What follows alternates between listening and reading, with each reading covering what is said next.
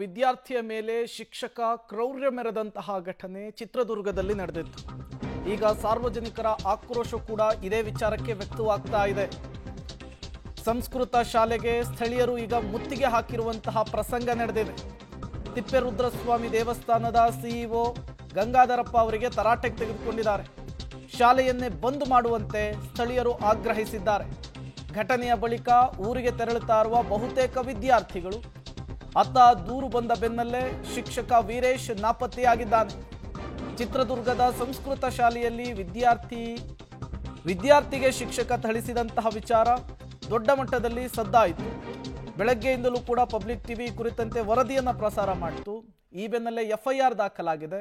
ಒಂದು ಕಡೆ ಶಿಕ್ಷಕ ಅಪ್ಸ್ಕ್ಯಾಂಡ್ ಆದರೆ ಮತ್ತೊಂದು ಕಡೆ ಸ್ಥಳೀಯರು ಶಾಲೆಗೆ ಮುತ್ತಿಗೆ ಹಾಕಿ ದೊಡ್ಡ ಮಟ್ಟದಲ್ಲಿ ಆಕ್ರೋಶವನ್ನು ವ್ಯಕ್ತಪಡಿಸ್ತಾ ಇದ್ದಾರೆ.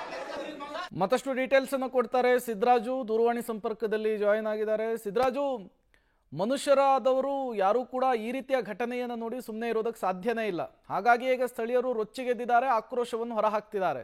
ಬಟ್ ಈಗ ಸ್ಥಳೀಯರ ಪ್ರತಿಭಟನೆ ಆಗಿರಬಹುದು, ಪೊಲೀಸ್ ಕಂಪ್ಲೇಂಟ್ ವಿಚಾರಕ್ಕೆ ಶಾಲಾ ಆಡಳಿತ ಮಂಡಳಿ ಯಾವ ಕ್ಲಾರಿಫಿಕೇಶನ್ ಕೊಡ್ತಾ ಇದೆ ಅಂತ ಹೇಳಿ?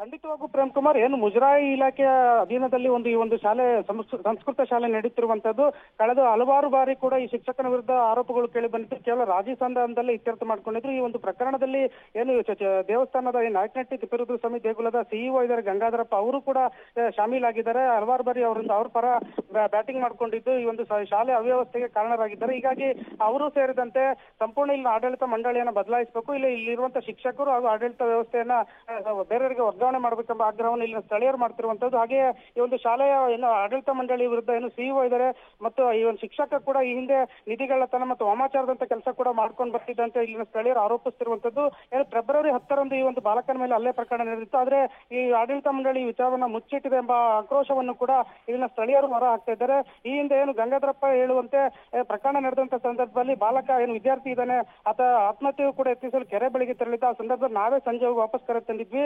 ಈ ವಿಚಾರ ಸಂಪೂರ್ಣ ಎಲ್ಲಾ ವಿಚಾರವನ್ನು ಕೂಡ ಜಿಲ್ಲಾಡಳಿತ ಗಮನಕ್ಕೆ ನಾನು ನೀಡಿದ್ದೇನೆ. ಹಾಗೆ ಈ ಒಂದು ಪ್ರಕರಣ ಸಂಬಂಧ ಈಗಾಗಲೇ ಏನು ಶಿಕ್ಷಕ ಇದ್ದಾನೆ ವೀರೇಶ್ ಅವರನ್ನ ಸಸ್ಪೆಂಡ್ ಮಾಡಬೇಕೆಂಬ ಶಿಫಾರಸನ್ನು ಕೂಡ ನಾನು ಮಾಡ್ತೇನೆ. ಇಲ್ಲಿ ಯಾವುದೇ ರೀತಿಯ ಅವ್ಯವಹಾರ ಅಕ್ರಮ ಆಗಿಲ್ಲ. ಆದ್ರೆ ಶಿಕ್ಷಕನ ವರ್ತನೆಯಿಂದಾಗಿ ಈ ರೀತಿ ವಿಡಿಯೋ ವೈರಲ್ ಆಗಿರೋ ಪರಿಣಾಮ ನಾನು ತಕ್ಷಣ ನಾಯಕನಹಟ್ಟಿ ಪೊಲೀಸ್ ಠಾಣೆಗೆ ದೂರನ್ನು ಸಹ ನೀಡಿ ಒಂದು ಪ್ರಕರಣ ಕೂಡ ದಾಖಲಾಗಿದೆ. ಆತನ ವಿರುದ್ಧ ಶಿಸ್ತು ಕ್ರಮ ಕೂಡ ಜಿಲ್ಲಾಡಳಿತ ಕೈಗೊಳ್ಳಲಿದೆ ಎಂಬ ಭರವಸೆಯನ್ನು ಕೂಡ ನೀಡಿದ್ದಾರೆ. ಆದ್ರೆ ಎಲ್ಲ ಒಂದ್ ಕಡೆ ಏನು ಒಂದು ಪ್ರಕರಣದಿಂದಾಗಿ ಗ್ರಾಮಸ್ಥರು ಹಾಗೂ ಮಕ್ಕಳ ಪೋಷಕರಲ್ಲಿ ಭಾರಿ ಆತಂಕ ಮನೆ ಮಾಡಿರುವಂತದ್ದು. ಯಾಕಂದ್ರೆ ಹೊರ ರಾಜ್ಯದ ಆಂಧ್ರ ಪ್ರದೇಶದಿಂದಲೂ ಕೂಡ ಆಂಧ್ರ ಪ್ರದೇಶ ಸೇರಿದಂತೆ ರಾಜ್ಯದ ಬೆಳಗಾವಿ ಮತ್ತು ರಾಯಚೂರುಗಳಿಂದಲೂ ಕೂಡ ಜಿಲ್ಲೆಯ ವಿವಿಧೆಡೆಗಳಿಂದಲೂ ಕೂಡ ವಿದ್ಯಾರ್ಥಿಗಳು ಇಲ್ಲಿ ಬಂದು ಸಂಸ್ಕೃತ ಅಧ್ಯಯನವನ್ನು ನಡೆಸ್ತಾ ಇರ್ತಾರೆ. ಆದ್ರೆ ಈ ವಿದ್ಯಾರ್ಥಿಗಳಲ್ಲಿ ಒಂದು ಸುಸಂಸ್ಕೃತ ಕಲಿಸಬೇಕಂತ ಶಿಕ್ಷಕನೇ ಈ ರೀತಿ ಅಮಾನುಷವಾಗಿ ಹಲ್ಲೆ ನಡೆಸಿರುವಂತಹ ಪ್ರಕರಣಕ್ಕೆ ಸಂಬಂಧಪಟ್ಟಂತೆ ಆಕ್ರೋಶ ಹೊರಹಾಕ್ತಿದೆ ಅಂತ ಹೇಳ್ಬೋದು.